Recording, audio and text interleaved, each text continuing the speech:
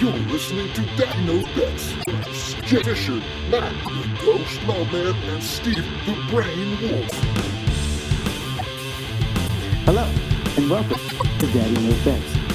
I am Richard, along with Adam, and now everyone called Brain. This week, we missed last week. What do you say? You turn around and go, whose fucking kid is this? Are you lost? Just completely bail. Or you Go, could just come roll with here, it. sweetie. Let me take you to customer service, see if your parents are around anywhere. Or you could have just rolled with it. I don't know. Excuse me, sir. Why don't you have an arm? Yeah, I guess the actual, solid thing to do is to turn it into a teachable moment, right? Yes, absolutely. I don't really know, though. I kind of gave up parenting like a year ago. That shit's ridiculous. Seriously, it is hard, right? Yeah, you got to turn things into teachable moments like that. But I mean, I can't she's 3.5, so I can't tell her hey, you have to be sensitive to people's handicaps or something like that. I mean, the main point is I just need to get her to not blurt shit like that out in front of people's faces at this point, right? Matt, what would you do if your 3-month-old son ran up to a guy with no arm and asked him why he didn't have an arm? I like what Steve suggested. Just act like I don't even know him. You know what? Isn't that the best part about kids, though? Right? Their brutal honesty. Like, you really want to know. You really want to know what's up. Ask a kid what they think, and they're going to tell you. They have no filter. They're not. Your emotions don't. They take a back seat when it comes to the truth. Oh my God! Yeah, yesterday. What was it? Yesterday, the day before. I was laying in bed with Lila. She woke up and she just was staring at my chest and just started grabbing at my chest. And she started grabbing at my nipples and shit. And I was like, "What are you doing?" She goes, "Daddy, you have boobs." I have not eaten anything since. I have not had a meal. Nothing. Oh my! Going to the gym tomorrow morning. Yeah, I'm kind of glad to be dealing with different kind of stuff. My kid can't. He just makes noises. So. Oh yeah, your time's coming. It gets fun. Yesterday we're at a birthday party, right? Now Landon's obsessed with basketball. I mean, this kid can't get enough of basketball. He's just obsessed with the game. So there's a basketball court where we're at, and there's 2 teenage kids who aren't affiliated with the party because it's like a public park. They're, playing one-on-one against each other. My 2.5-year-old son walks up to this court. He looks at these kids. Now he's in the middle of the court, so they can't even play. He looks at him and he goes, You shoot down there. And they were like, okay. I was like, bro, you can't do that. And he was like, no. The teenage kid looked at me. He's like, no, it's cool, man. It's cool. And I was like, did he just run them off this court? Like, what's happening here? My court. Like that? Then 15 minutes later, he runs down and steals their ball. I'm like, bro, it's crazy. I woke up yesterday morning. This is literally how I woke up. This is no lie. I open up my eye, and all I hear is, hey, Steven. Like with that cute little lisp that most little kids have. I was like, that was my son. I was like, what'd you just say to me? Like, who even told you what my name was?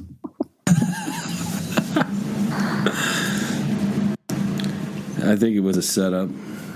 It was definitely a setup. Kids are wild, bro, but they're funny. Yeah, Lila does that. She's got this little alphabet puzzle, and she always picks up the J, and she goes, it's J for daddy.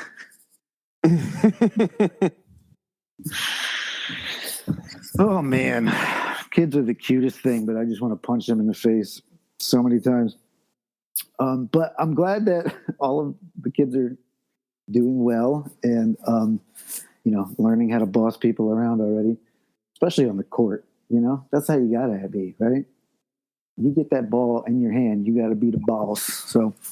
Oh, yeah, no, listen, I was super proud of them, but in the moment, it was one of those check, please. As we speak, this is recording this right now at halftime of this finals game. I'm actually shocked. Holy crap. A good NBA basketball game? it's not going to turn out good, right? I mean, one of these teams is going to win by 20 points, right? And then by the time that people have heard this, we will know who had won. So I'm going to put you guys on the spot right now and get your halftime predictions right now. Steve, who wins this game by how much? Celtics by 5. Matt, go.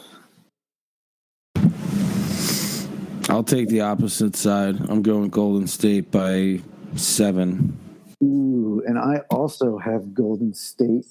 So it is absolutely going to be the Celtics. Man, not a lot to say about this, right? I mean, both these teams are really good. The first game was very, very competitive until the end of the game. The Celtics, so funny. Game 7 against the Heat.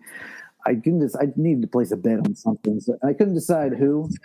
And I was going to take the Celtics, but then I saw them talking on TNT, NBA, Charles Barkley, blah, blah, blah, about how the Celtics suck in close games. So I was like, well, I guess it's probably going to be pretty close. So I took the Heat.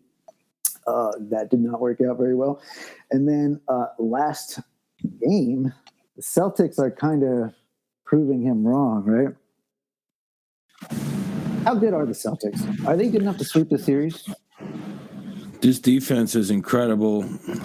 Jaylen Brown's playing out of his mind right now.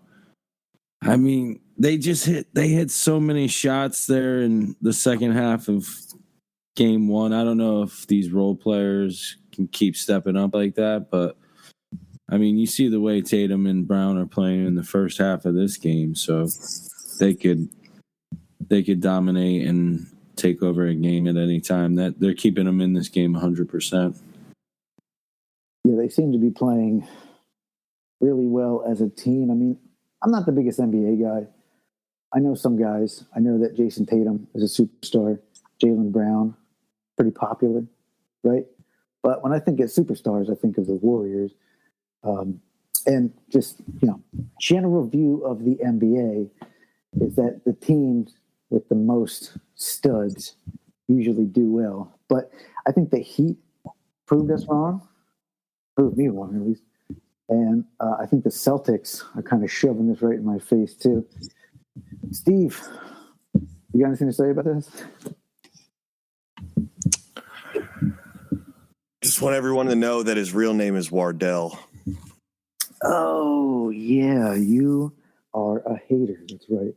I forgot. What a fraud, dude. Like, you're out here and you can't even tell everybody what your real name is.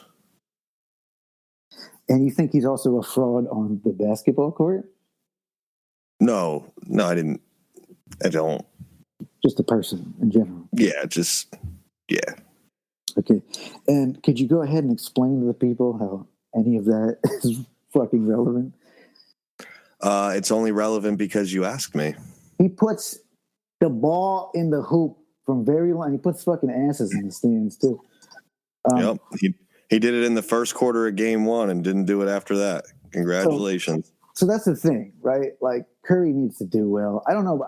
I mean, I know Klay Thompson hasn't played in like 2 years until, I don't even know, a couple of weeks ago or something like that. But this team still, it runs through Curry, right? So Curry doesn't do well, and this team doesn't do well. I think what made them successful in some of these early rounds, obviously the teams they played, I think they've had a pretty easy road to get here. So, which is quite the contrary to Boston. Boston's played some great teams. But early on, Golden State had Poole playing very well. Looney really stepped up in the series against Dallas. So they had some guys other than Thompson and Curry step up and play well. And I think that's what they're going to need to have happen here if they want to win some games against Boston and make this competitive. And now, here's my other question about any of this, is that it's June now. When does the NBA season start again? October? Yeah, somewhere around there. I think it's like November. Okay. Yeah, maybe the end of October, early November. I think it started late this year because of like a holdout. And then how many teams missed the playoffs again? Like 4. less than half of the. We need to shorten this regular season up, right? This has been a little bit of a topic of debate on the internet these days. But I think that I definitely agree with it. We need to shorten the regular season up or at least make the playoffs more exclusive. It seems kind of excessive. I feel like we've been in the midst of the NBA playoffs for months now. Yeah. The Literally. playoffs. I don't mind how long the playoffs are, but why do we have so many freaking games to get to the playoffs when you're only eliminating 15 teams or something like that? I think that is why the NFL is so popular. You know, you give people too much of a good thing, and they're going to start not appreciating it. Although people love the NBA, but like we talked about, right? People love the idea of the NBA a lot more, I think, than actually watching the game. People love the star power. People love gambling on it. But people certainly love the NBA more than they love the NHL. I went to a Buffalo Wild Wings today. It was funny. I'm such an asshole. I ended up in Annapolis, Maryland somehow. And I stopped at a Buffalo Wild Wings just to catch the second half of the second period of that game. And then I told myself, I'm going to hop in my car and I'm going to start heading home, but hit up the next Buffalo Wild Wings on my way home so I can catch the third period. I get to that Buffalo Wild Wings. There's not a single TV playing the hockey game. It is game 3 of the Eastern Conference Finals. It's on ESPN, and there was not a single TV playing. I had to watch it on my phone for till about halfway through the period. I don't know, man. These hockey players, I mean, these guys play a lot of games too. You can actually hit people in the NHL, right? Yeah. You know what's funny? You don't see hockey players taking nights off for rest. Mm-mm. Mm-mm. The Stanley Cup playoffs are one of the most exciting things out there, and these hockey players are very underappreciated and undervalued. And it's just not popular amongst, your 5 major sports. And I can't understand for the life of me why. But if it keeps ticket prices low for me to go and enjoy it with my family, it's one of the best, live sporting experiences you can go to. The hell with it. I love the Stanley Cup playoffs. There's nothing like playoff hockey. You know what? There's nothing like live hockey either. Live hockey is better than a lot of live sports. I would rather go see a live hockey game than a live football game.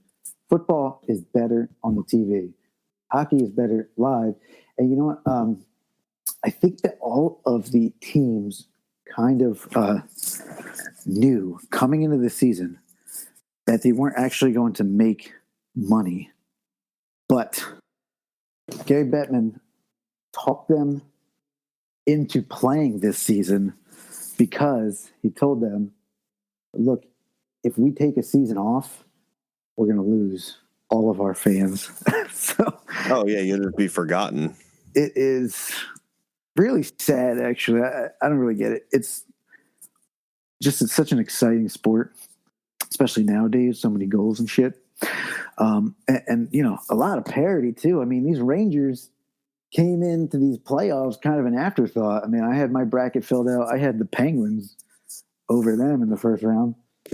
That almost happened. I mean, they were on the way out. Imagine the odds you could have got when they were down 3-1 in the series. And then, if you were betting live in the game 5, I think they were down several goals in that game. They came back. That shit was crazy. So here's a great stat. The Rangers are the first team to ever have 2 playoff series wins and not actually lead the series until they won their game 7. Oh my God. And I don't know what it is. I mean, they just got confidence for days after that. Honestly, it's the recipe for success in the postseason. It's a great efficient power play. It's good defense, and it's the best goaltending that you have left in the playoffs. And it seems to happen in hockey more than other sports that I can recall. Oh yeah, nobody turns or bats an eye to an 8 seed winning the Stanley Cup. Because hockey isn't one of those lopsided sports where you're stacked with star power, right? Like, you have a lot of balance. You have 4 different lines that come in and out. You play, at most a minute 10 seconds a shift. Like, there's a lot of variables in hockey. Unless you're Connor McDavid playing 45 minutes a game. That dude's on some other shit. I was just watching that game yesterday, and I was like, man, when he is on the ice, he is explosive. Oh, my God. He looks like a 12-year-old kid skating around with a bunch of 80-year-old men. It's crazy. And you see him, accept a breakout pass and just, flying up the ice, past the defender. And you're like, holy shit. People are not supposed to be able to skate that fast. But that goes to show you. I mean, they got the stud power. I mean, they got possibly the 2 best players in the NHL in McDavid and Draisaitl, and they've got a lot of other nice pieces too. But they're still not exactly championship caliber team, and that's showing. I mean, they almost lost to the Kings in the first round. I don't understand how they just blew past the Flames. I think that was probably a lot of issues with Markstrom just sucking my balls. He needed to really take a rest. But listen, the Rangers, though, the Oilers. The Oilers are a scary team because if they're missing 2 pieces, right? They're literally missing an Adam Fox and an Igor Shesterkin. And we're talking about back-to-back cups. You get a solid defenseman that can eat up minutes and can play on the power play and a rock-solid goalie, the Oilers are going to be in contention for every single season. Yeah, Mike Smith not getting it done. Well, you got to give the guy a break. He's got arthritis. I know what that's like. But yeah, they got some nice pieces. They probably need a little bit more depth. I mean, they've got Darnell Nurse. It's one of the most offensive defenders in the game. Well, okay. I mean, the biggest hype around Darnell Nurse was the fact that he was Donovan McNabb's nephew. It's not the only thing he had going for him. What happened to Adam Larson? Because, bro, when we traded Adam Larson from Jersey to get Taylor Hall, I was like, oh, man, I love Taylor Hall, but that kind of felt like a shit move. I feel like they would have taken less for that. But Adam Larson was there for a little while, and what happened to that guy?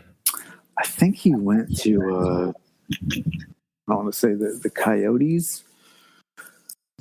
It's funny. I Google Adam Larson. His career just over then, huh? Adam Larson Jazz.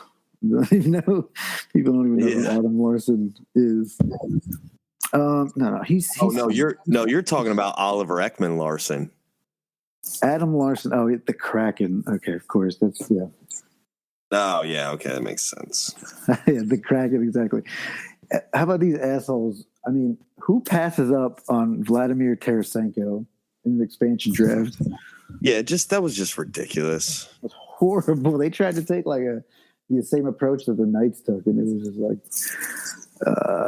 cracking her out here like the fucking Texans of the NHL. They're gonna play Moneyball. That's what they were trying to do, I guess. I don't even know, but I think Tarasenko had 100 points this year. So yeah, it's not too shabby. I need to confirm these things. Yeah, I just want to take a look here real quick too, because I was crossed up the other day on some of these hockey futures, right? Because I was on Barstool, and at that time it was 1-0 in the Rangers series. They had the Rangers as the favorite to win the series, but they still had the Lightning at better odds to win the cup than the Rangers. Like, how does that make sense? Ew. Interesting. Yeah, what do you do in that situation then? I'm looking at FanDuel right now. The Rangers are minus 140 to win the series, and the Lightning are plus 120. Now look at the cup odds. The cup, they're both plus 400. Okay, because Barstool is still the same way. The Lightning to win the cup are plus 400, The Rangers are plus 425. But the Rangers are a minus 136 favorite to win the current series. So how do you have better odds than the Lightning to win this series, but worse odds for the Stanley Cup? Yeah, I guess whoever's handicapping. Yeah, it kind of feels like we could take advantage of that. Yeah. I just don't know how yet. Yeah, I don't know. What is it? It's minus 195 for the Avs. Is that the same? I have minus 200 for the Avs to win the cup here on Barstool. That's the thing, right? That Avs series, I mean, it's kind of inevitable right now that the Oilers just don't have the goaltending to actually make this a series. Sorry for you Oiler fans out there. That's the bottom line of it.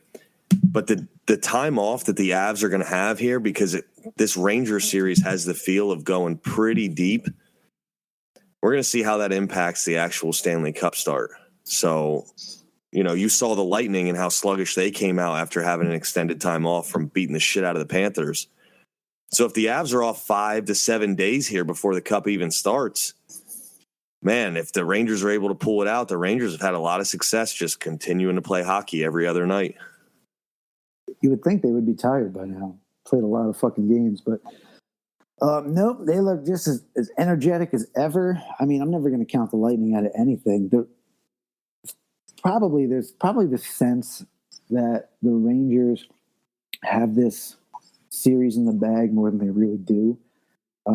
Obviously that first game that came out firing like crazy. I don't know. I mean, there was just it looked like a lot of miscommunication on the Lightning and just a lot of mental errors, it seemed like.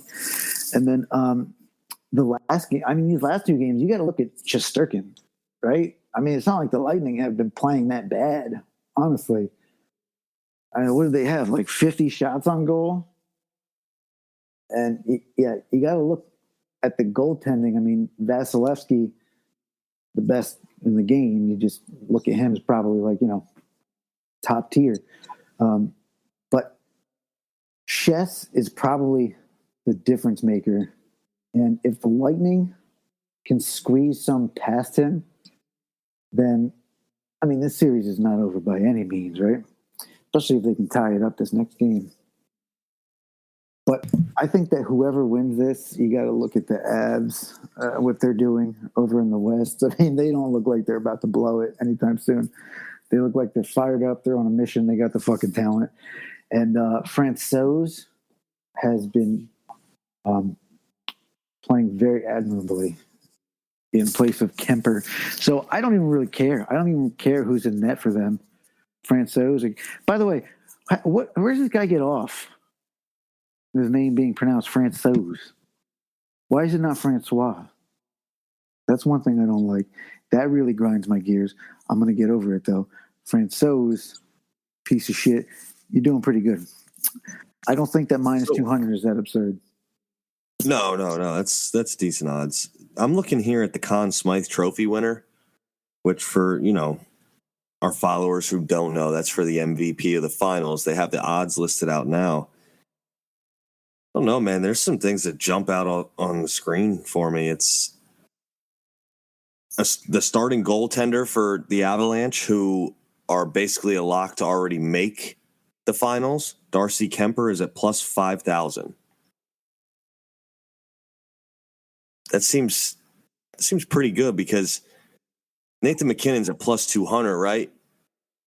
Goaltenders can take over a series. So for Shesterkin and Vasilevsky to be plus 1,000 and their series to you're not really sure who's even going to be the representative for the Eastern Conference. For Kemper to be what's going to be likely the shoe-in for the Western Conference representative at plus 5,000, might dump a couple bucks on that. Well, let me stop you right there, actually, because the Conn Smythe is for MVP of the playoffs in general, so it takes into account the other series also. And he's been out, you know what I mean? So, what are the other odds? Who's the favorite right now? McKinnon at plus 200. Okay, yeah. And then, let me see. What else you got? And then Cale Makar, who's his teammate, the defenseman, at plus 210. Yeah, Makar's been a beast. He is a beast. But see, like you can call the Conn Smythe the playoff MVP if you want, right? But it's really not. It's a Finals MVP. Well, the hard thing about that is that you also have to predict who's going to win. Right, but that's why I'm saying to you, if we believe that up 3-0, the Avalanche are going to be the representative for the West, and their goaltender is at plus 5,000 as compared to the two goalies from the East being at plus 1,000, why wouldn't you take the guy that you know is already going to be there right now? Well, because it takes into account the other series played. So, I mean, even if Kemper comes in, hey, I guess that could happen. I don't know. If he comes in and just pitches 4 shutouts in a row. Shesterkin, Zibanejad. Zibanejad's even at plus 1,300. Yeah, I don't know. It's tough. That's a tough bet because you also have to, you're also. I don't even see Francois or whatever, however the hell you want to pronounce it. Like he's not even on my board here. It's Francois. Yeah, who gives a shit?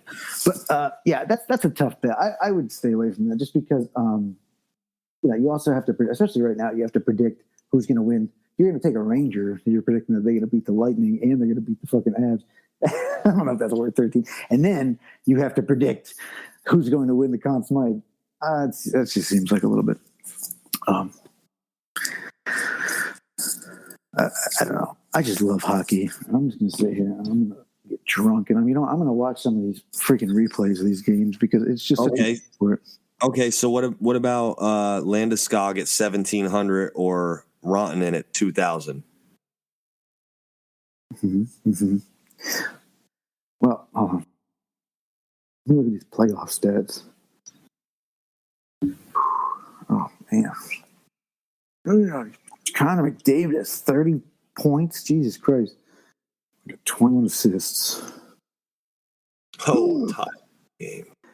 So, I mean, that's so funny. I mean, you look at these points. You got McDavid at 30 points already. Draisaitl at 28. But wow, yeah, interesting because this is the thing about the Avs is they're just such a solid, a lot of good players, so many good players, and it looks like they're just getting it spread around. I mean, McKinnon only has 13 points. Kind of surprising. And he had a hat trick in a loss. Ranson have 13. Makar with. Oh wait, I'm sorry. Hold on. Sorry. So are we saying that McKinnon, or I'm sorry, are we saying that McDavid has a chance to win the Conn Smythe without even being in the Stanley Cup final? No, you got to win that. That's what I'm saying. That's why it makes it so. No. Because I was watching the other night, and it was like, Connor McDavid has a chance to bow out in the Western Conference Finals here and still have done enough on his resume to be the first ever winner of the Conn Smythe to not even represent in the Stanley Cup final. He's destroying the competition of the playoffs right now. Yeah, he does. He does that. That's what I mean. I can't see you get swept in the conference finals and then still get the Conn Smythe. I mean, but it's interesting. I mean, you're looking at these guys, and I'm sorry, I was a little bit wrong here. I was looking at games played. So yeah, McKinnon 17 points. Makar also 17 points.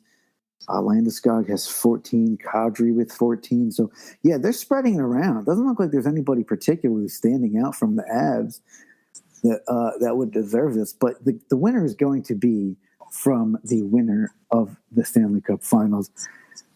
I don't know. Maybe. No, I don't see McDavid. No, come on. That's not going to happen. I don't know. Pick one. I would just stay away from it. Totally. All right. So, predictions for these Stanley Cup Finals here. Matt, who's going to beat who for the Cup? For the Cup, I'm going to go Rangers over Avs plus 430. That is a horrible guess. Boom. I'm riding with that. Okay. I just have to.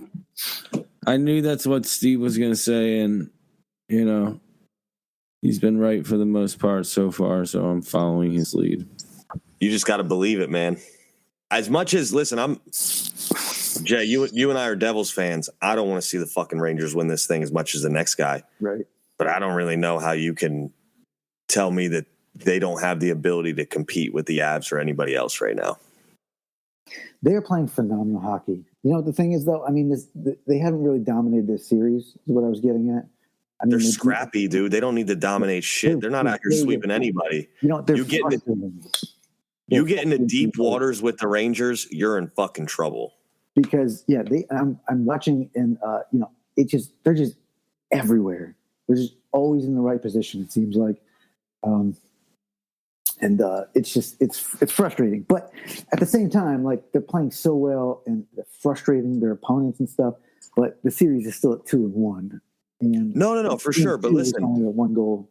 All right, let's say hypothetically, right, the Rangers end up winning this series against the Lightning. The Avs, if they go and sweep the Oilers or they win the series 4-1, what happens? You get to a cup now and you get to a game 5, a game 6, a game 7. Are the Avs going to be tight? Because they really haven't had any competition thus far.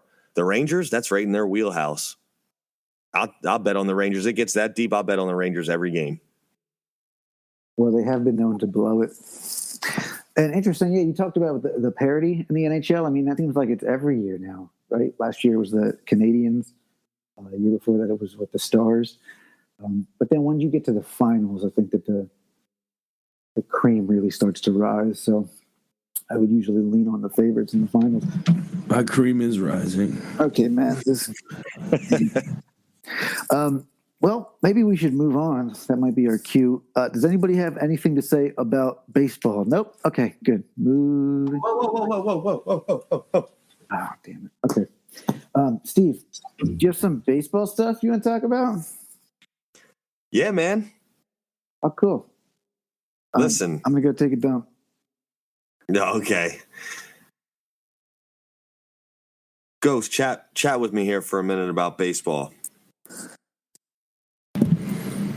Baseball's fun, man. I love it. I've just been I've been finding my spots, just knowing what pitchers to fade, really, and kind of riding some of these teams that have gotten the bats going here. And, I'm excited to see how some of these divisions end up playing out. Yeah, listen, the Mets are legit. The Mets are legit. You know, as we progress through the season here, we're through the first 2 full months of the season, essentially. There's some serious definitive lines between, some rising teams, some falling teams, some teams that are upper echelon that are staying there. The Mets now, after sweeping the Dodgers in LA, which, Jesus, they're on a serious skid. Dodgers recently got swept by the Pirates and then also got swept by the Mets here. But the Mets, having lost their ace. Swept by the Mets.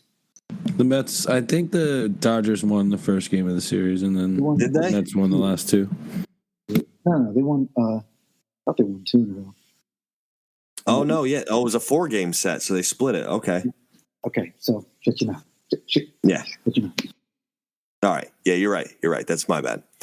The Pirates, though. Are you kidding me? Yeah, the Pirates at home. Jesus. That was real.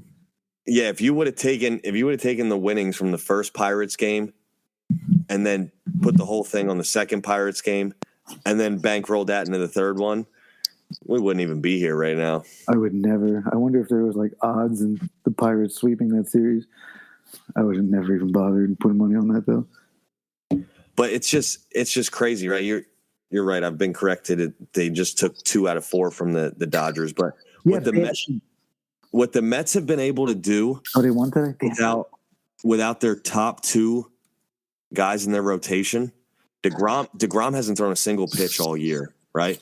Scherzer apparently got attacked by his dog. So he's been out. Did he lose And- the color in his other eye? Actually, he was born that way. Oh, really? Yeah, it's Maybe- crazy, right? That maybe dude's not. eyes, and honestly, it's wild because just to be born with eyes like that dude's probably pulling so much poon just from a birth defect. It's wild. Why he only have one eye? But just the fact, yeah, he looks like a goddamn husky. Like he's just probably got bitches dropping their panties everywhere. Doesn't even have to say, "Hi, my name's Max." Like nobody gives a fuck. I think he's a pretty wholesome family man. Hey, he's got to be married to some hot ass girl with a bunch of kids. Oh well. Probably See, cheats, he let a good thing go to waste. probably cheats on her constantly. Where were we going with this? Oh yeah. So the Mets have an 8.5 game lead in the NL East. Got a stranglehold on that. The Central, that's the Brewers and the Cardinals. It always is. The Padres without Tatis right now, 2 games back from the Dodgers. The American League, though, is where things get a little weird here, right? Because the Yankees are dominating the East, which not that it's weird, right? But the Blue Jays just went on an 8-game win streak. Oh, I'm sorry. Did you see that half court shot? You guys watching No. this game? Okay, never mind. Continue. No, I'm watching the Cubs game. Yeah, I think I just wanted to chime in here, Steve. I think you're wrong about the Celtics. Matt, you are the winner. Go on, continue. Yeah, probably. The fourth quarter. Do you remember what happened in game one? Listen. I don't claim. A half court buzzer beater. I think the Warriors are probably. I don't claim to be out here being a wizard of all things that are right. I just say what I want and I just put it out there in the universe. Oh, but they're up 23. Okay, yeah. That's Oh shit, it's like that. yeah. We'll see. That fourth quarter of game one was just so lopsided. The Celtics just dominated, so maybe they can get it close. I might hit this one right on the head. What do I get if it's exactly Hold 7 on. points? Are you telling me the Celtics scored 14 points in that third quarter? Yeah, 35-14. They were outscored. Not very good. What the fuck? Yeah, it's crazy. You can still get the Yankees at minus 220 to win the division. Is that So that's what's you were crazy, talking right? about that, right? Yeah, not that it's not crazy that the Yankees are leading the division, right?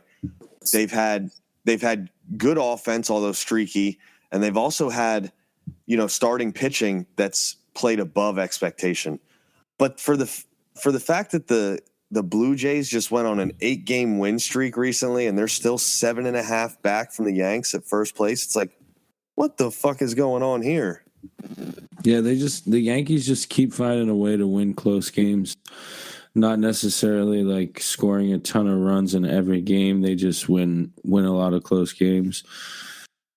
But you're right, the Blue Jays have been hot. The Rays are good, so I guess that's why these books are looking at it that way, where it's like these 3 teams are all within 10 games of each other, so makes it potentially a little more competitive coming down the stretch compared to like what's going on now. I think they finally realized in the NL East that like these other teams aren't very good. The Braves are just playing so far under expectations after winning a World Series. The Phillies are in shambles. Obviously, they fired their manager, and Shout out to you, Mac, for calling that one about 3 weeks ago. I did call that. And then the Marlins, they've got some pitching, but yeah, not much going on there. So it's like really what is worth betting on as far as like some of these divisions at this time. Like you said, like the Padres, you can get them at plus 450 to win the division right now, which they're only how many games behind the Dodgers? They're 2 back from the Dodgers, and they've done all this without Tatis. See, that might be worth a little something. Otherwise, you can still get plus money on the Twins, who are actually in first place in the Central, right? Correct, yeah. You can get them here. I'm looking at plus 125. So that's just something where Vegas hasn't shifted their stance on the White Sox, who I think have just, as far as pitching goes, underperformed greatly. They've suffered some injuries now here with some of their offensive players too. So I just don't get it. Well, okay, we've been over this. You went over this last week in your creepy, weird sex robot voice, the futures. But let's talk about now for a second. I want to know who's hot, who's not. What should we be looking to bet on? Steve, I know earlier you told me that I needed to fade Rich Hill, and that wasn't necessarily the case. But yeah, what do you guys see? He pitched a gem. Now? He pitched a gem today, actually. What do you guys see right now in relation to trends that are happening that we need to focus on? We need to know. So here's the deal, right? I always go through every day when I'm looking to bet on baseball. Every day I go through and Matt, you could chime in on this because I'm sure you're very similar with it. It's all about the starting pitcher, right? And the starting pitcher doesn't always dictate what money line side I'm going to take. Now, if you got a guy like Corbin Burns, some of your top tier strikeout guys, Robbie Ray, for example, although he got beat up a little bit last week, you'll pick your starters out, and if they're a money line dog and you got a stud on the hill, then it's worth the money line gamble. When you're talking about Yu Darvish, pitching against, Lauer or somebody else, I'm flexing these over-unders. I'm bumping it up a run from the original line, which let's say it's 7.5. I'm going to take the under 8.5. I'll flex it up a run because, you're kind of a better advantage to think that there's going to be fewer runs because some of these stud pitchers just don't get the run support in their favor.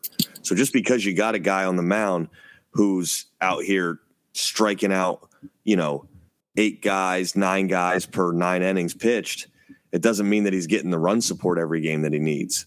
So, I'm taking these over-unders and I'm flexing them up just to buy a run or so and hammering those. I know, we smacked a three leg parlay the other day by doing that, Jay. So, yeah, and Matt likes to take the first 5 based on these types of pitchers also, right?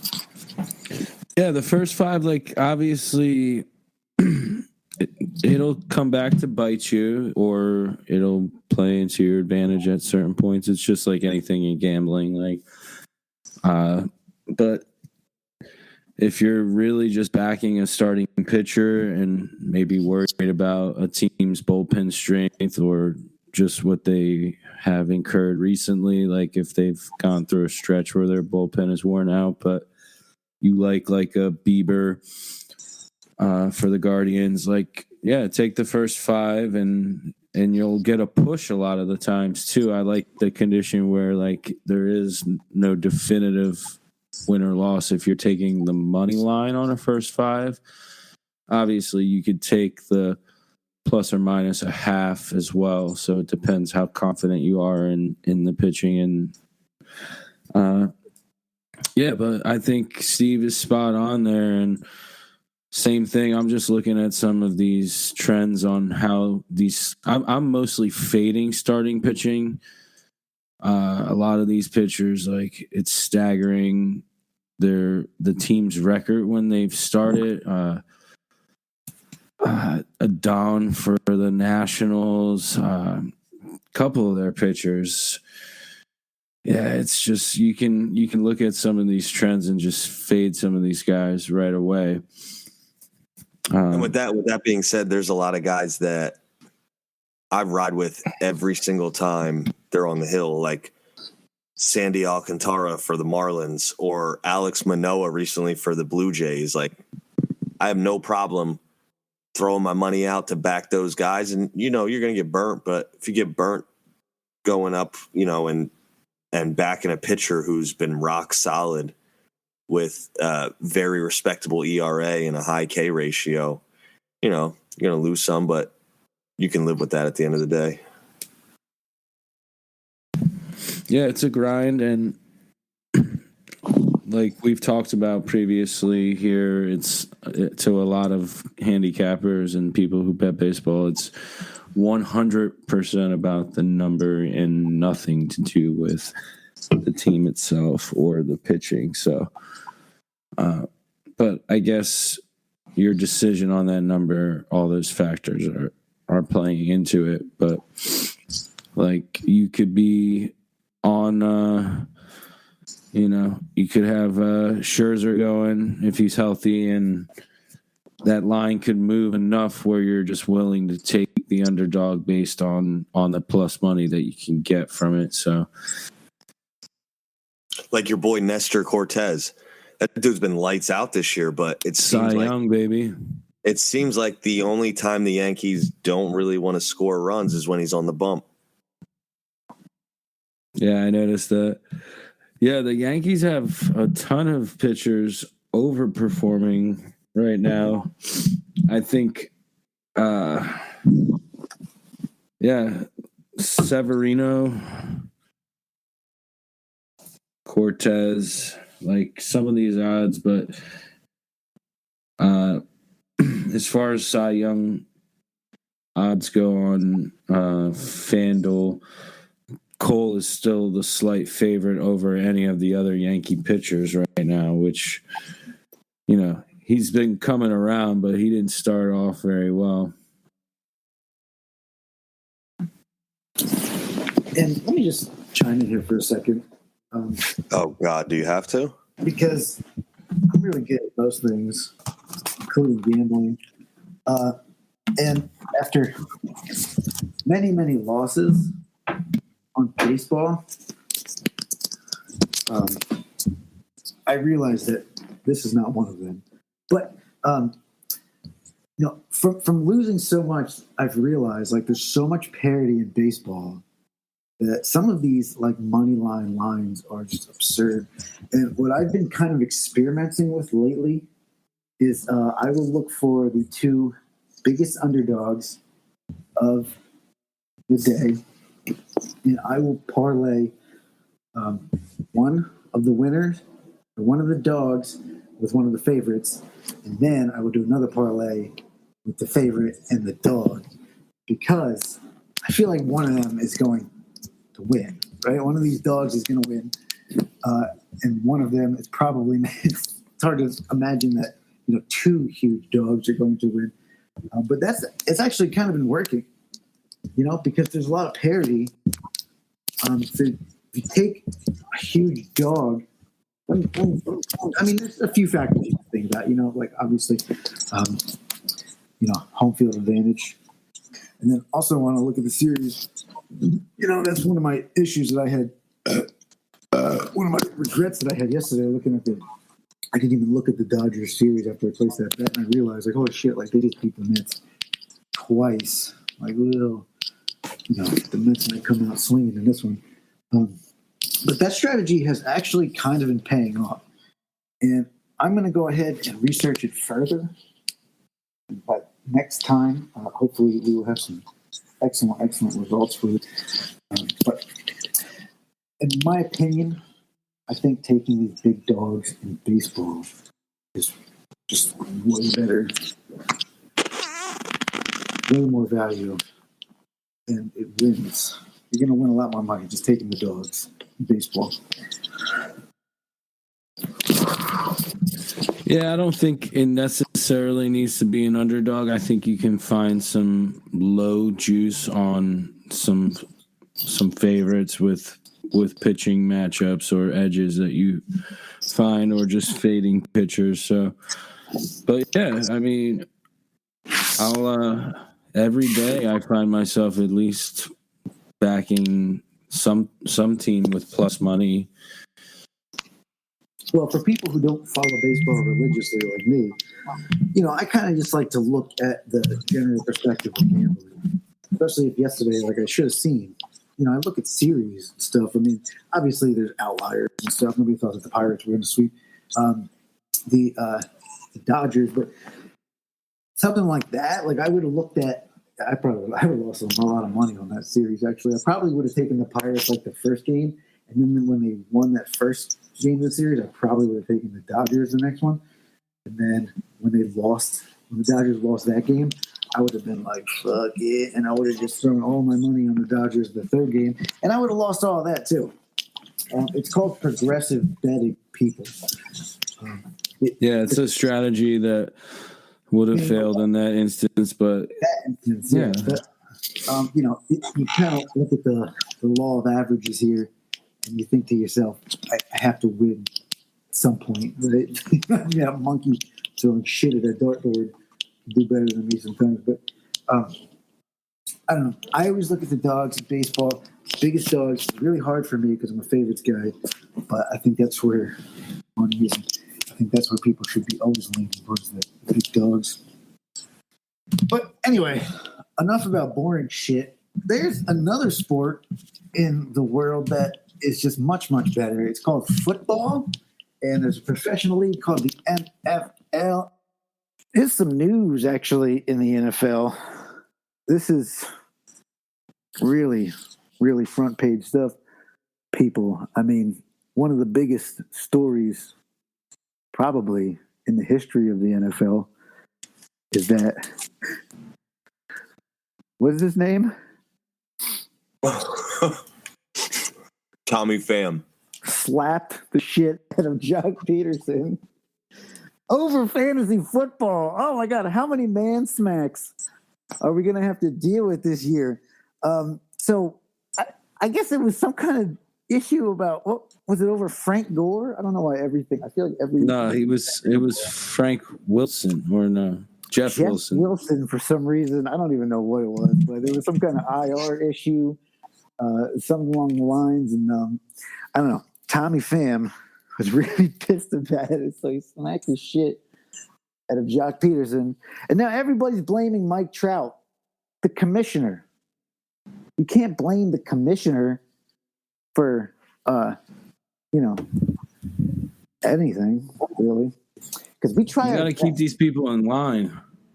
Well, I don't know if you know this, but ever since Tommy Pham smacked the shit out of Jock Peterson, Mike Trout's gone 0 for 26, which is the longest slump of his career. Oh, you think he's taking it hard? You guys don't understand that commissioners, we have feelings too. Okay? Oh, here we go. Here we go. When you start, go ahead, Jay. Criticizing us and stuff. I mean, I get depressed.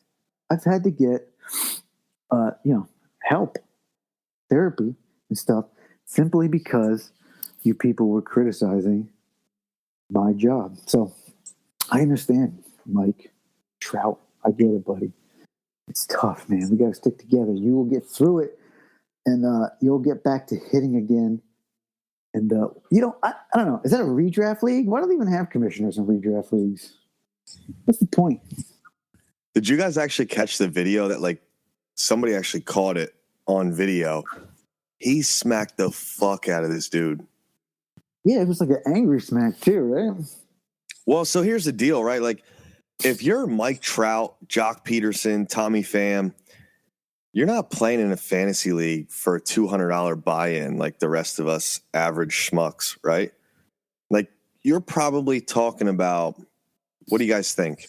5, 10 G's?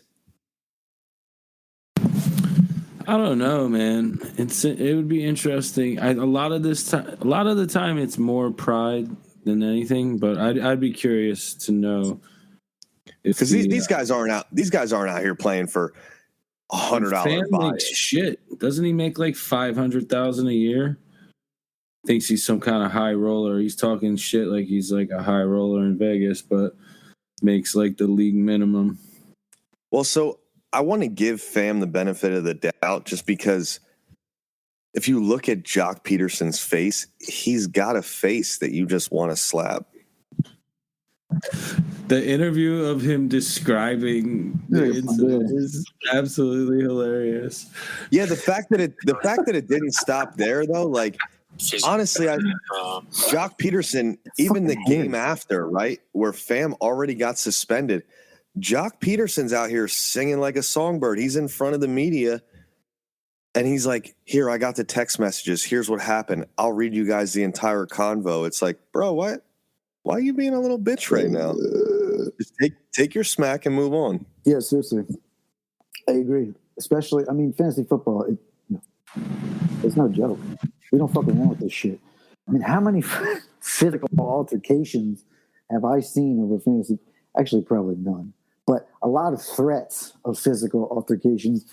That actually is probably the first live physical altercation I've actually seen over fantasy football. But I've seen people threaten lives. I've seen people threaten families. We don't fuck around with it. But apparently, this is a really stupid issue that they had, is that I guess Jeff Wilson was out. That was the issue. Listed as out. And apparently you can put in that league somebody on IR when they're just listed as out. I feel like that's just a Yahoo thing in general, right? I don't even know if but it's still a shit move. Well, I don't know. I mean, Jacques Peterson said that Tommy Pham did something earlier like that in the season. So if people are doing it, then people are doing it. It's fine. It's part of the fucking rules. You're allowed to fucking do it. If it's not disallowed, then you can do it. So, God, I wish I just ran a redraft league. You guys have no idea how much of a fucking web of tangled shit it is to run a dynasty. Hold on. No. It's just not going to happen. Time the fuck out. No, time out. You ran a redraft league. Remember Stat Junkies?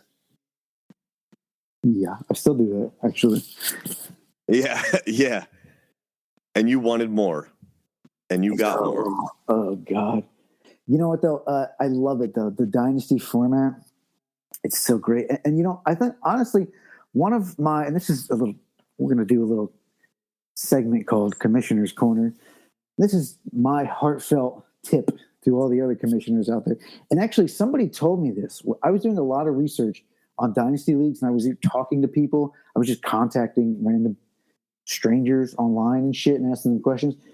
The number one tip that I heard about being a commissioner of a Dynasty League is do not ask for people's opinions on things.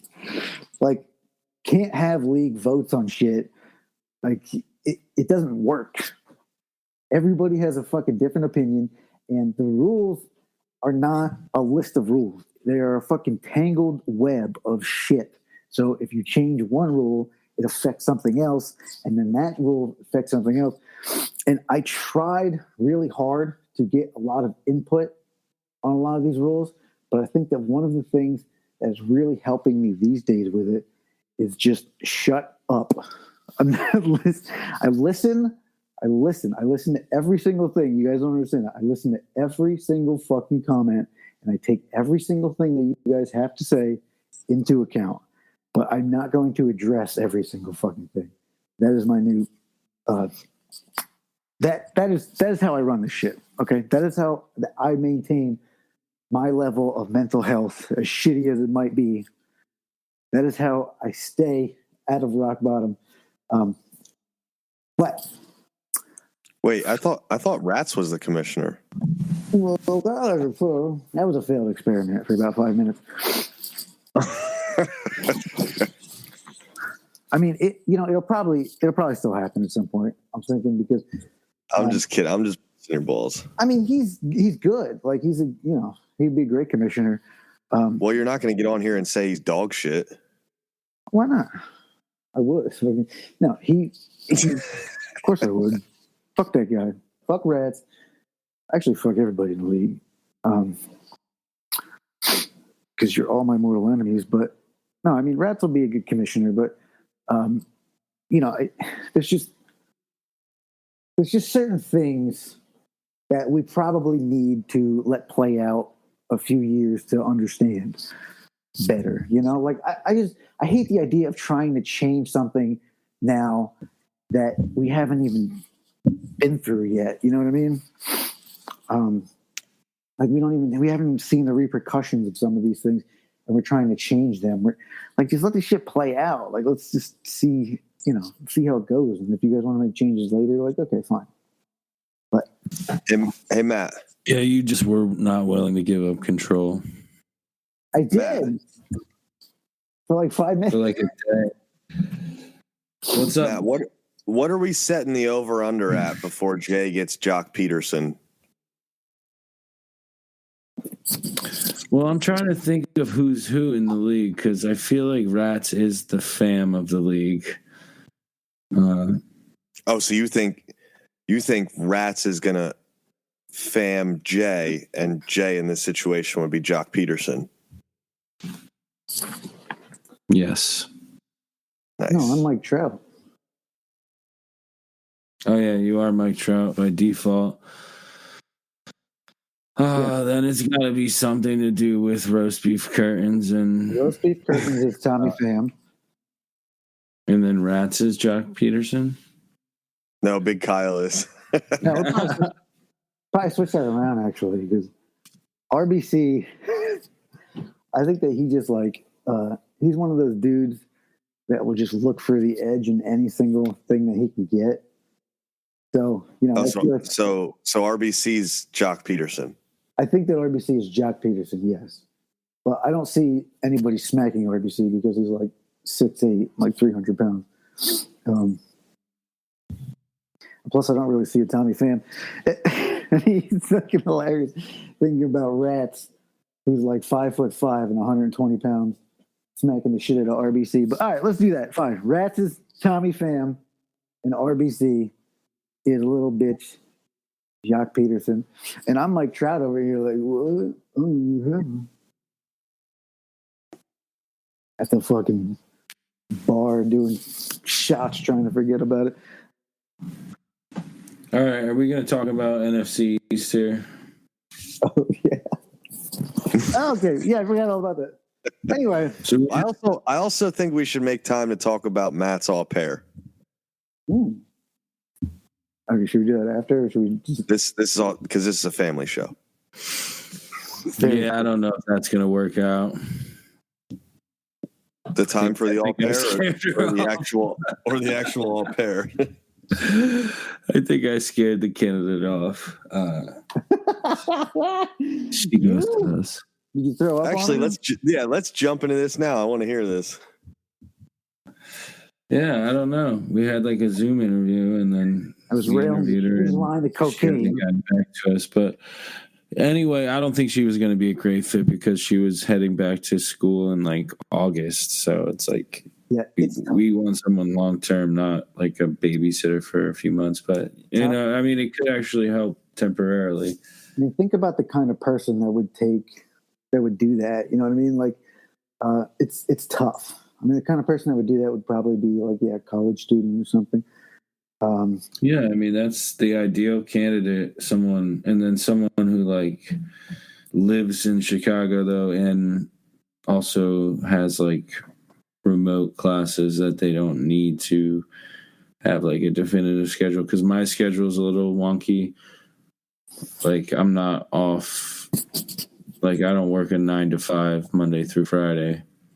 Yeah, and that's the hardest fucking part. I mean, that's another thing. Yeah, being able to find, like, Lauren's the same way. Lauren works fucking random days of the fucking week, and I just kind of flow my schedule around that.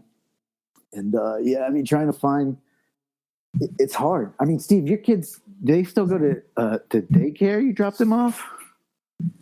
No. Actually, since we have my daughter, my wife stays home now. So okay, yeah, that's like, probably the ideal. Yeah, I think we'd probably be better off just having one of us stay at home in the cost of this shit, dude. So absolutely. Yeah, listen, when we started crunching numbers, bro, and realized that for my wife, who was making really good money, she was basically going to work just to hand over her check to daycare. She was like, well, why don't I just raise my own damn kids? I said, yeah, well, let's do that then. Yeah. mean, same thing. But yeah, I didn't ask any weird question. Just like, like what did you have for breakfast last night for dinner? And No, you didn't. what's your favorite condiment? What does your fart smell like? And then she didn't get back to us. So I don't know. We'll keep looking here. Anyway, what do you think? You got to marry one, fuck one, kill one. Go. You think the Dallas Cowboys over or under 10.5 wins this season? I think that's what they're projected at there. It's tough. Are we going to talk about this? Yeah, I guess we can do football stuff. I kind of want to talk Should more we about just do totals, or well, I just how deep? How deep like are we going here? I want to do like a deep dive. I want to get into like sleepers, busts. But we can just start right at the top there. I mean, the Dallas Cowboys over and under. Keep in mind, there's 17 games now, I believe, Matt. You seem like you already have an answer chalked up for this. Under 10.5 wins. Yeah, I think the move here, at least what I'm seeing as far as the sharps out there, I keep up with the sharps. They seem to be fading the Cowboys and on the Eagles big time here. So, but 10.5, I mean, I could still see them winning 11 games. What would that make them? They're a really good team. 11. I mean, I think it's going to come down to the defense because that offense clearly can do a lot of good stuff. And plus, they get to play the Giants twice. They get to play the Commanders twice. I don't really know. But they also, the NFC East plays the NFC North. So they do also get to play the Lions. They get to play the Bears. Oh, my God. The South, too. The AFC South. So they're also playing the Jags. They're playing the Texans. So, yeah. So over. Yeah, we're going over. Bengals. They also do play the Rams, though. Packers, Vikings on the road. But I don't know. This division has been such a joke last several years that, when you think about it's going to come down to these assholes just basically jerking each other off in the division. I mean, I don't know. Do you think that the Cowboys are a better team than the Packers right now, Steve? Ooh, that's a good one. Yeah. Packers, I think their defense is going to be really good. And then obviously you don't want to rule out Aaron Rodgers. But, I mean, if you're thinking about it like that, then, yeah, you're probably penciling in the Cowboys for over 10.5 wins, right? And even the Packers, they just lost Zadarius Smith. Like, I'm not really sure what to expect of the Packers, to be honest with you. I don't know how they're going to score. I don't know how many points they're going to let up. Like, they're an absolute mystery right now. It's straight up question mark all the way across the board. Special teams last year cost them a home playoff win against the Niners. Like, everything across the board with them. I can't honestly say that I've seen a time where this team has come into a season just a complete mystery. So, yeah, I would definitely say that the Cowboys, with what they have there and in place already, you would have to like their chances of having more wins than the Packers. Absolutely. And then because they also play, they've a little bit of a tough couple of games to start, but they're both at home. This is interesting. They opened up against the Bucs, I think, last year also, but that was in Tampa Bay. So they open up at home against the Bucs, and then they open up against the Bengals. Open up against the Bucs, and then week 2 they are at home against the Bengals. I mean, are they going to start out 0-2? There, or do you think they at least win one of those games, or do you think they win both of them? Yeah, I could see. I would think they win 1 out of 2 of those. I just don't know how it's going to go. Yeah, and then then they get into the Giants and the Commanders, but then they got to do the Rams. It's gonna come down. I think that division, imagine, is going to come down to that battle between them and the Eagles. I think a lot of people are on the Eagles right now because of their roster, and Jalen Hurts, he's a good quarterback. I mean, he's a winner. You know, he's a good football player. He's not a great quarterback, but he's a good football player, and he wins. I mean, even in college, like, I thought he was underrated coming out because he's just a winner. And they're going to run the ball a lot, those Eagles. Now they got some passing weapons, and that defense looks solid, and that offensive line is possibly the best in the league at this point. So, I mean, who do you think, Steve, takes that division? The Cowboys or your neighbors to the south, the Eagles? Oof.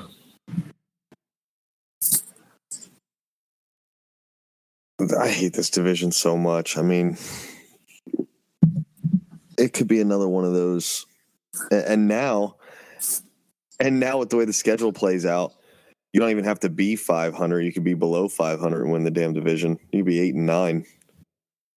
But I guess you'd have to give the Cowboys the nod right now until you actually see what the Eagles can come up with. Because who knows with this whole Jalen Hurts experiment, with bringing in A.J. Brown, it's just their defense wasn't good last year either. I mean, they forced quite a few turnovers, but their turnovers and their stout defensive performances came against trash teams like the Lions, right? Like, I don't know. I'm probably going to give the Cowboys the edge right now. I think the Cowboys are better suited to take care of business and not be surprised, or they're less likely to be surprised by a team like the Jags or, you know, someone like that. You think the Cowboys are? Are what, less likely to be surprised by the Jags? Yeah. I think they had a couple of games like that last year. I remember the one game against the Broncos at home, and a little bit of shit luck. I mean, they actually they blocked that punt. The blocked punt that turned into a first down and all types of weird shit. So, shit like that scares you about this team because their defense can be really good, or it can just be fucking awful and completely exploited. Yeah, that's why you just dump $50 on the Commanders and $50 on the Giants and just throw up a prayer. Okay, well, yeah, I think where the value is with Philly is in the win total over 8.5. I like that. Is it 8.5 now? Last time I looked, it was crazy. I thought it was 9.5. Oh, okay. I don't know. I'm looking at VegasInsider.com. That might just take. I mean, you can bet any total actually, so that might be like you might have to pay a lot of juice on that. But I would probably take over 9.5. I think that's safe. Yeah, I have on Barstool here over 9.5 wins for the Eagles minus 125. Yeah, and I'm looking at DK, and that looks like it's all the way at the fucking bottom, of course. Okay, yeah, over 9.5. What were your odds there? I got minus 120 on DK. I have over 9.5 is minus 125 on Barstool. Okay, so yeah, we kind of all like the over there. Let's just look at their schedule real quick. Like I said, they get to play the Giants twice. They get to play the Commanders twice. Maybe end up losing one between the Commanders and the Giants, right? Yeah, they are at the Bengals. They are at the Rams. They're at the Packers. But we don't really know what they're going to be. They're at home against the Bucks. So at the Cardinals. So at the Colts. So then they play the Packers. No, actually, I think are the Colts not coming to them? No, I see November 20th. Eagles at the Colts. Oh, I'm sorry. You're on to the Eagles. I was on the Cowboys. I apologize. I'm sorry. So, yeah, I don't know. I mean, the Eagles, to me, this win total, you want to take the over because of how sexy it is. But yeah, we don't know how much that's going to translate into wins right now.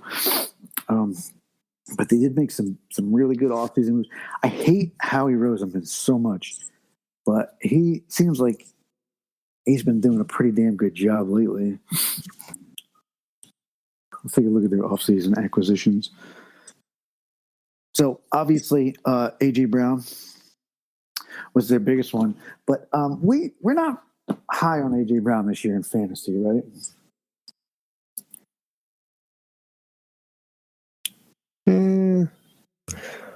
Depends on what round value you're talking here for a redraft league. Give me a realistic stat line you think for him.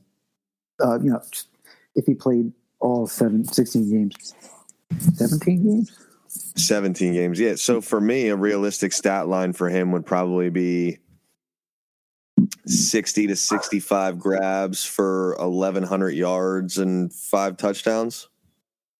5 touchdowns, you think? Well, no, I'd have to go over that. I I would definitely go over that. I think 9 or 10 touchdowns. Yeah, 1,100 yards sounds about right, though. I mean, he's not the kind of guy that's going to get like 1,500. Yeah, he's also not the kind of guy that's going to grab 100 balls. Exactly, yeah. You are. 10 touchdowns. What do you mean? Is that like a testicles reference?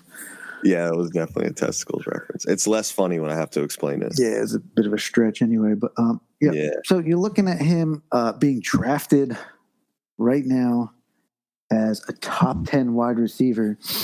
Yeah. I mean, I can't imagine taking A.J. Brown over Keenan Allen.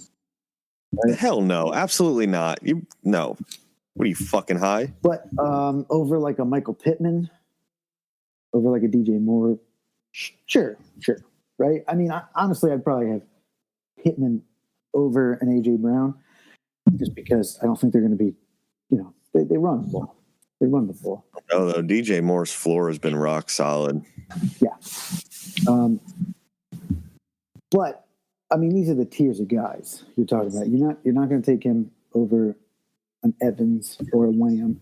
And I'm kind of fading Tyreek Hill a little bit, but this year you're certainly going to take him over A.J. Brown because of the upside. Now, let me ask you this. A.J. Brown or DK Metcalf at this point? Matt? Well, I think right now, if you're just talking about fantasy relevancy right now, in a redraft, it's got to be Brown because of the situation. I think Metcalf that team's going to suck big fat balls. Yeah, but wide receivers can still produce without good quarterbacks.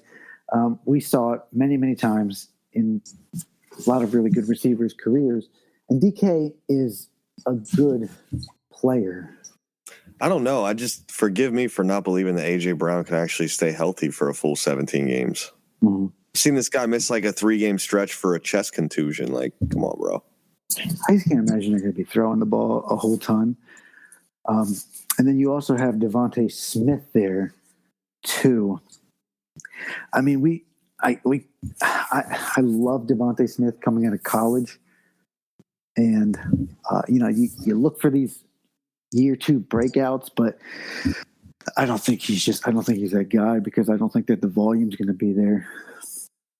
Well, that's why I kind of undershot the touchdown total too, because I still think that Goddard's, Hurts' trusted red zone guy. Yeah. Okay. You like Goddard this year for sure. And then, what about these running back? I mean, who is the lead running back right there still? Is it Miles Kennefic? Is it Miles Kennefic? No. Is it Miles Sanders? Yeah, he's there. Is it Jordan Howard? Is it?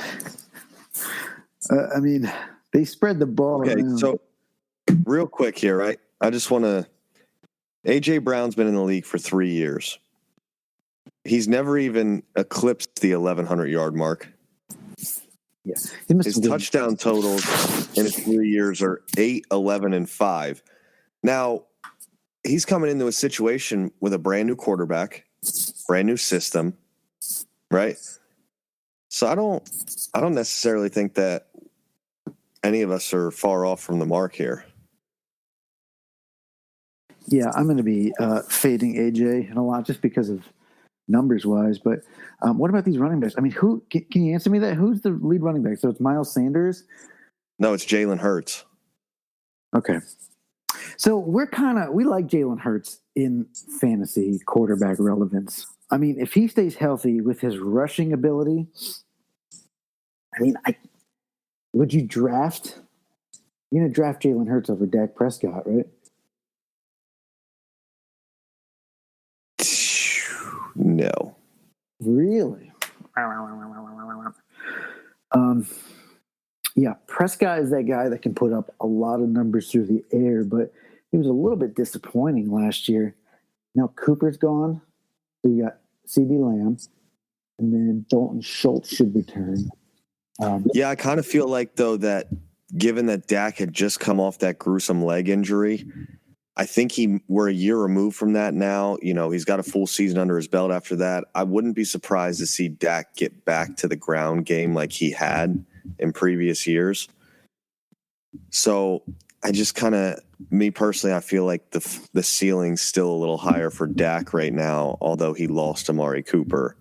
I just think that they're going to be able to spread the ball around to enough of their weapons. They're going to try to get him into some open space. I'd rather take the proven commodity. Well, he's not. I mean, yeah, he does have some wheels, and he gets it done again. But that's never been his forte. I mean, the reason he was such a fantasy beast in 2019 was because he had 5,000 passing yards, just about 30 touchdowns. Well, last year he had 4,500 yards and 37 touchdowns. The rushing ability it's there, but it's not his main go-to, like Jalen Hurts has kind of been recently. But now Jalen Hurts got these weapons around him. Devontae Smith is a year older. He's got A.J. Brown. I mean, is there a world where we are dropping Jalen Hurts out of our top 10? No, I think he's got to be in there just because of the volume when it comes to the rushing side of things. Yeah. Rushing quarterbacks are good fantasy assets. So that's, I mean, he's a solid quarterback to have. And honestly, when you're talking about Dak, you're talking about him getting most of his points through the air. I mean, I'm drafting Tom Brady over Dak Prescott. You know, I'm drafting a quarterback who's going to be slinging the rock. You know, Tom Brady, Matt Stafford, because you look at these wide receivers on Dallas now, and CD needs to step up and be that guy. He's got all the talent in the world, for sure. So let me ask you this then: what's the difference for where he's being drafted, right, as your top 5 fantasy quarterback and all the rave is about him? What's the difference between Jalen Hurts and Kyler Murray? I mean, I would take Kyler Murray over Jalen Hurts for sure, because of, you know, they actually throw the ball there in Carolina. I mean, Arizona. So, I mean, I would not take Kyler Murray out of my top 5, but I feel like Jalen Hurts, I could maybe put him in my top 5, you know, but I wouldn't bring him. It's because now Kyler Murray with no nuke for 6 games. Does Jalen Hurts have better value based on the way you're talking about him? Yeah, it's got to hurt his value slightly in redraft leagues. And that just the Arizona, that whole thing they got going on there, it's questionable. It is. You know what, though? Jalen Hurts is also questionable, too. because a lot of his games, I think last year, we all know this actually, right?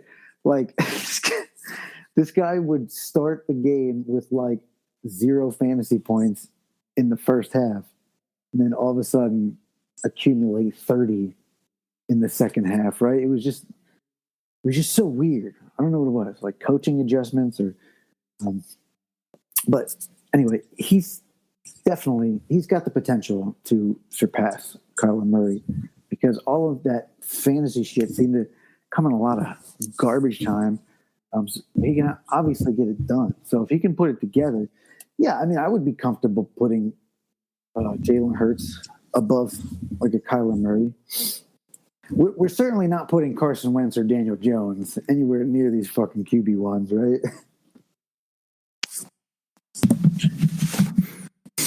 Yeah, Well, I think those guys specifically and those teams are just gonna have a tough time. Well, we're fading the Giants, definitely, right? That win total, I think Vegas seems to think they have a pretty easy schedule, or just have made the moves to win several more games than they did last year. I mean, they won 4 games last year, and now the win total's at 7. 7, yeah. So I love that. I get it. Hundreds of dollars on that because you know why? Because they have to win 8 games for me to lose that bet. And the Giants are not an 8-win team. No offense. Seems unlikely.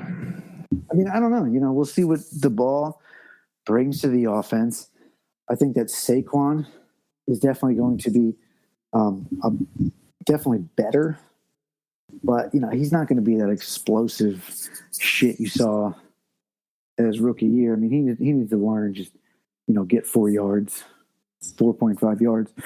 Not going to be able to, you know, he's still going to have that explosiveness sometimes, but I would be comfortable still drafting Saquon as an RB1 this year, even with the injury history. But I mean, if you wanted to put him over like a James Conner was a beast last year, but he's also got an injury history. Yeah, it's called cancer. Or like an Aaron Jones, who, you know, usually has like 2 amazing games a year, and then it's going to be splitting. Oh, you're about to start a whole group text war. Yeah, perfect. God, if my phone lights up with any more fucking AJ Dillon, Aaron Jones nonsense, I'm gonna just throw it in the garbage. Well, you imagine they're going to be leaning on the running backs a lot more this year, but yeah, Jones is going to cede a lot of touches to AJ Dillon. Also a good running back.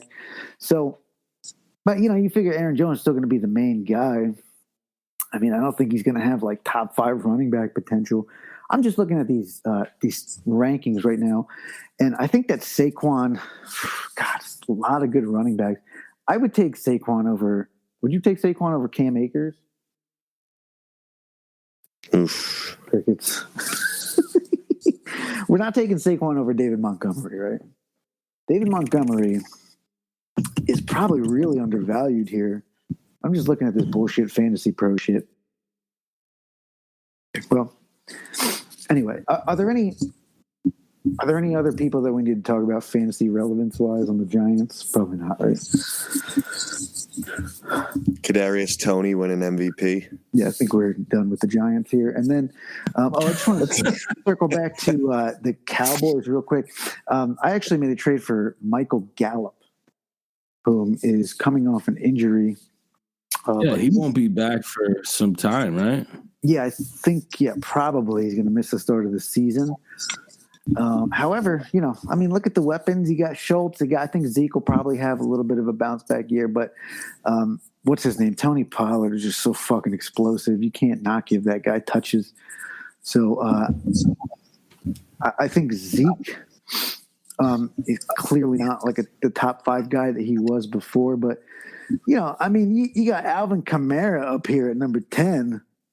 This fucking asshole might be in handcuffs right now, for all we know.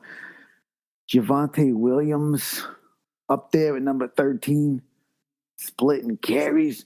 I mean, Ezekiel Elliott, I think he's probably a little bit underrated here. Even if he's getting, I don't know. Well, even if he's splitting touches, I don't know if he's splitting touches. He's not going to be splitting touches with Tony Pollard. Ezekiel Elliott. Pollard's the better back. Way too much money for that. And Pollard has been explosive, but, he hasn't been shown that he's like a worker. There's no way that Tony Pollard is going to supersede Ezekiel Elliott, is what I'm saying. You're right. They won't swallow their pride and admit it, but it's like they should have just let him go a couple of years ago and just gone with Pollard and drafted another running back. Well, we all get that. The running back position is devalued these days. I mean, you don't need to spend a high pick on one, and you don't need to give him a big fat contract. But I think we're all kind of sleeping a little bit on Zeke. I mean, he had 12 touchdowns last year, 1,000 rush yards. A little bit banged up. Year before that, a little bit banged up. And then who else do they got? I mean, they got Dalton Schultz going to be getting some targets, and CeeDee Lamb's going to be the only guy. But expecting some high volume for CD. Yeah, he needs to do stuff with that. But I kind of like Zeke to have a little bit of a bounce back. I just don't know. I mean, Dalton Schultz, you got to like him as a tight end, right? He's like going as a top 8 tight end right now. So, do you guys see any sleepers here between the Cowboys and the Eagles that people really need to pay attention to? Who the fuck is the starting running back for the Eagles? Is it Miles Sanders? Yes. It is. They're like, that's all they do is run the fucking ball. And he's being drafted as the 27th running back. Well, you saw how they operated last year. It was just, he barely got any touches. I don't know. He wasn't even hurt. He was just bad, and then he got a little better at the end of the year. But they were giving, you're right, Jordan Howard was getting touches. They had other guys. Kenneth Gainwell's a guy. Bart Scott, still fucking there. Interesting. Run first offense, and we can't even fucking pinpoint a single fantasy value out of it. Okay. Just got to make you like Hurts even more. Yeah. I think I like Hurts. A lot of upside there. All right, well, what about the Commanders? We're looking at Antonio Gibson here. He's been bumped down. A lot of hype about him, especially beginning of last year. But now he's being drafted around the number 18 best running back. They got J.D. McKissick, Brian Robinson they drafted. I think Brian Robinson is going to be a hell of a nice flyer to take in the last round of a redraft. But what do you think about this team? I mean, is this going to be a run-first team? Or they're not going to be chucking the ball around Carson Wentz? Are they a ton of wide receivers now? Ton of talent. Carson Wentz going to be the guy there. I love McLaurin. I don't know. I could see them going over 8 wins. Same thing. Pretty easy schedule based on which divisions they match up against. So 8 seems manageable. Terry McLaurin going off the board at about number 19 wide receiver. You think that's too low? Definitely put him with. He's going under Amari Cooper. Got to take him over Cooper. Yeah, especially with the question marks about the quarterback position there. What's going to end up happening? Take him over a guy like A.J. Brown?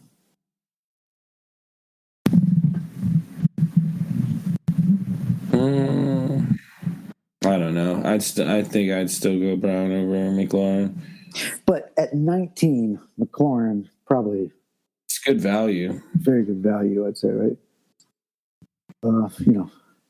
He's been on some shitty teams there in here in Washington. But he's been able to produce.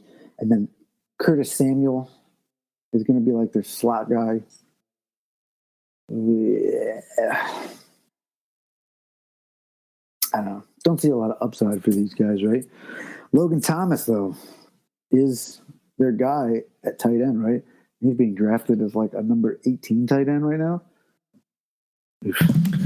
Yeah, he was injured a lot of last year, so that probably hurts his fantasy value. So, yeah, you might be able to get a good scoop there. I think for the Commanders, like what the big question was, like everyone had such high hopes for their defense last year, and it like right on it shit the bed, and then they started to come around a little bit. Well, you can't, play good defense when you're on the field 95% of the time. Who the fuck was playing quarterback last year? Kyle Allen, Heineke a lot. Taylor, yeah. You put Carson Wentz in there.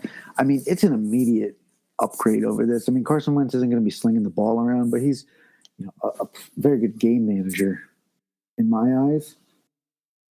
I don't know. Rob Gronkowski is being drafted right now over Logan Thomas. And Rob Gronkowski isn't even in the NFL right now, is he? So, yeah. I like the command he proves to do. And then I would say the Giants under 7 wins. I don't know what those odds are at right now, but just fucking take them. They're not going to get to 8 wins. Believe you me. All right, so what do we got? We got any sleepers over here in the NFC East? Teams or players? Players, fantasy players. Give me a sleeper. Any team.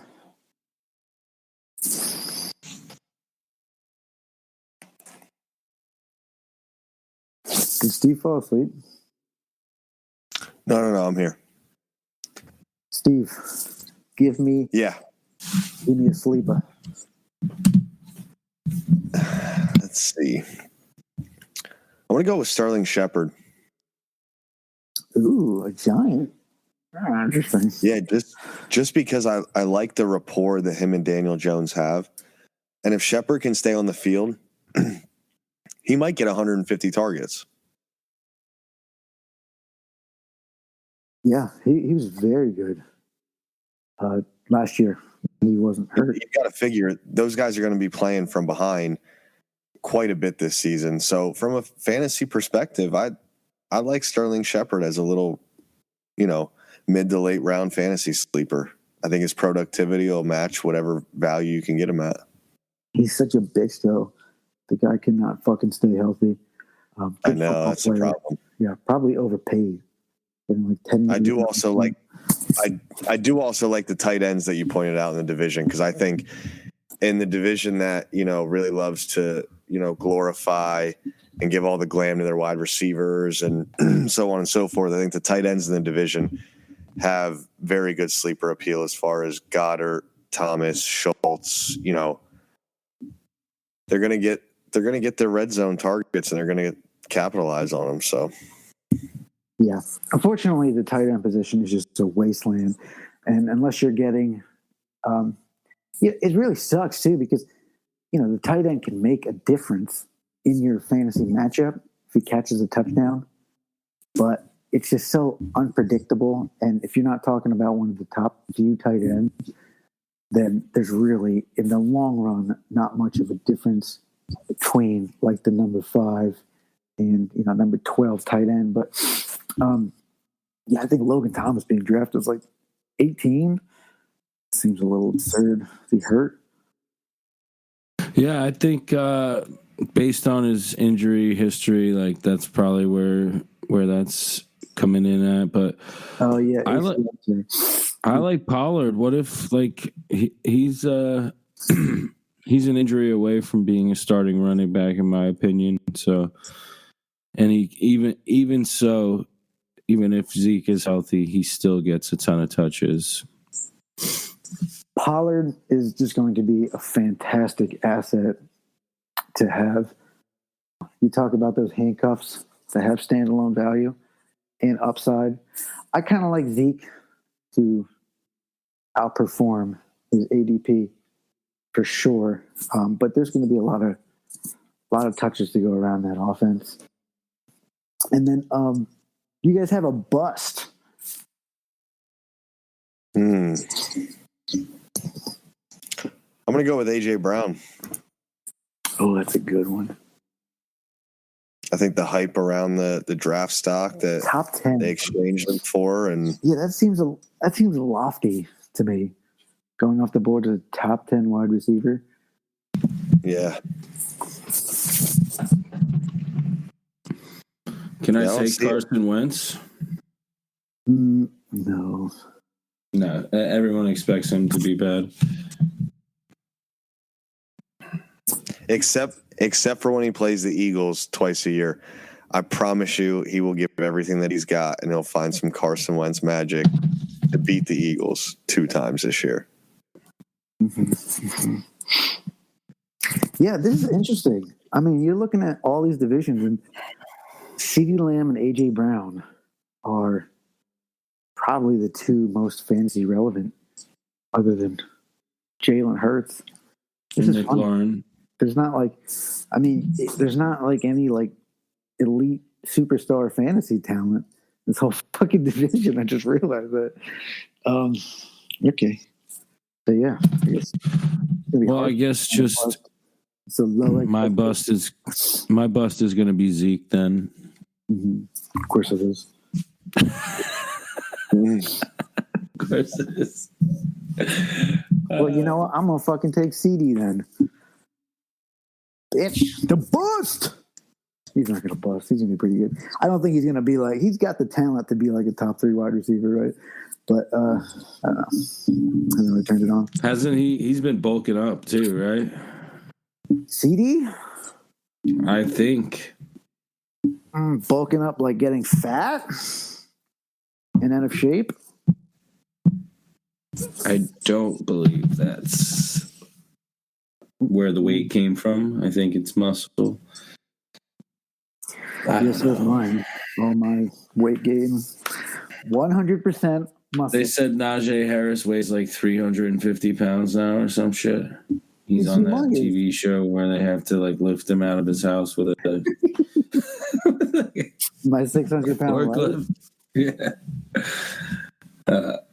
No, that's not true. But I sent in my audition tape for that show. Can't wait to talk about that division. It's muscle. He specifically put on muscle. Right? Thanks. All right, so here I'm taking the Eagles to win it, Dallas, and then Commanders, and then the Giants. That's my final answer. I'm going to go with the Giants to mix shit up. Let's go, baby. The ball is going to have that team the ball in. And Daniel Jones. Let me just say this. There's a lot of weapons around him. Okay? And he has shown the ability to get it done. Now, I'm not saying draft Daniel Jones as your QB1, but... Listen, right now, is Daniel Jones the worst starter in the league? Absolutely not. No. If you're drafting Zach Wilson over Daniel Jones, you're fucking doing it wrong. Kenny Pickett's ADP is higher than Daniel Jones right now, and he's not even penciled in to be the starter. Right, as it should be. Who would you actually think is a better starting quarterback in the NFL? Look, I'm not going to say Daniel Jones is a good quarterback. But he has No, but shown who's worse than him? Who's worse than him? Jared Goff, Zach Wilson, Locke.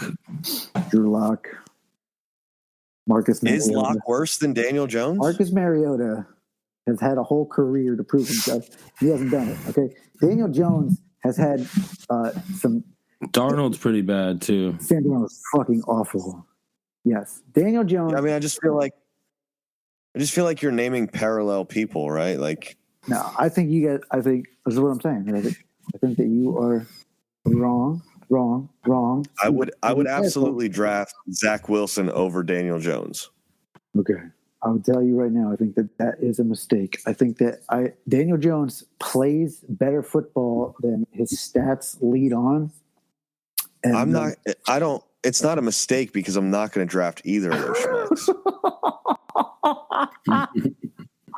I'm just saying, don't draft Daniel Jones as your QB1, but if you're looking for a late flyer on a guy, or even if you're in a super flex and you're like, I'm just going to lock up that one quarterback and then I'm going to look for some sleepers in the later round. I mean, Daniel Jones around him. He's in a better offense. Is Daniel Jones better than Trevor Lawrence? Oh, I think it's time for a Klondike bar. Oh, boom. Would I take Daniel Jones over Trevor Lawrence in fantasy? That's a good question. From what I saw last year of Trevor Lawrence, I think that Daniel Jones is a better quarterback, yes. Better NFL quarterback. No, I would take Lawrence this year. Well, fantasy-wise, I would take Lawrence. I'm just saying, what I saw last year at That's not fair to him. Give him the benefit. Don't judge. Right, but I also give Daniel Jones the benefit. Man. I've actually seen Daniel Jones do good stuff. So that's why I would give the edge to Daniel Jones. Remember, Steve, don't forget about that game. I know you know the Daniel Jones game against the Bucs. Oh man, I just got a notification. Report of person robbed by man with machete, and it's 0.3 miles away from me. Love that. Oh yeah, because the Cubs game just let out. No, honestly, I live right by there, so doesn't have anything to do with it. At machete point. That's a first, actually. I mean, that's specific. Well, you heard it here, folks. The Giants going to the Super Bowl. Not saying they're going to win it, but they will be there. We all agree. Thank you so much for joining us. Big shout out to all the guys in Envy. You are the lifeblood of our podcast. And we're going to try to be here for you guys more, get some more episodes out there. Next week, I think we'll focus on the NFC North because these guys couldn't shut up about it even when we weren't talking about it. So thank you guys. Jay Fisher, the Ghost, Matt Lowman, Steve the Green Wolf. Thanks so much. Appreciate y'all.